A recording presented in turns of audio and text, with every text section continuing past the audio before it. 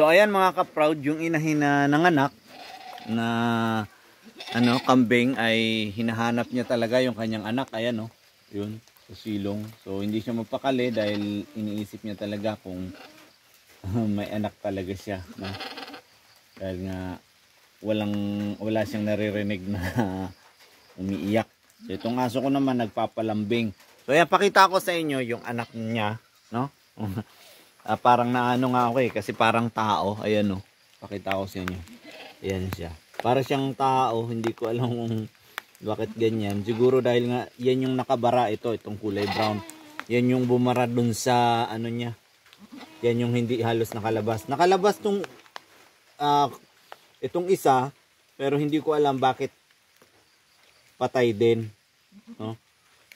Tapos ito yung nakabara sa kanya na nahirapan talaga siya na siguro kung hindi ko siya natulungan ay madidisgrasya yung inahin dahil nga parang tuyo na, dry na yung kambing at talagang wala na talagang nung hinihila ko nga talagang hirap na hirap akong hilahin dahil parang wala na talaga siyang wala na talagang pag-asa na lumabas siya kung siya lang, kung walang tutulong sa kanya. Ayan.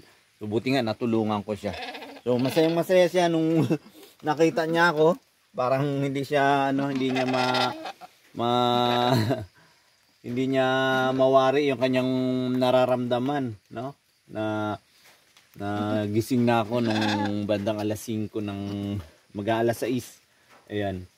So talagang hinahanap niya yung anak niya. Ayan. Wala kang anak, patay. So yun. So nakakalungkot din kasi so sana matanggal na tong sungay mo. Nakakalungkot din kasi magaling pa naman tong mag-alaga ng anak. Talagang mula sa simula, mula nung nanganak siya, talagang alagang-alaga niya. Tsaka ito talaga umuuwi siya kapag manganganak siya. Yan. So yun, wala tayong baby ngayon. So okay lang yan. So susunod. Itong aso ko naman na to, makulit. Yan. Gusto ring magpalambing pero wala akong time. Kasi nga nalulungkot din ako dito sa pinanganak ng aking kambing. Ayan. Pakita ko sa inyo ulit. Ayan para siyang tao. Ayan. Para siyang tao. Ayan. Dahil nga siguro nakabara nga siya na deform na. Ang iksi ng mukha niya kumpara dun sa isa. Ayan. So yun.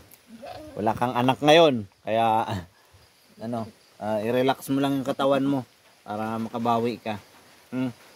Better luck next time. So ganun talaga. May mga pagkakataon na yung hindi para sa atin ay hindi talaga yan magiging atin. So yun lang mga ka-proud. Maraming salamat. Thank you for watching.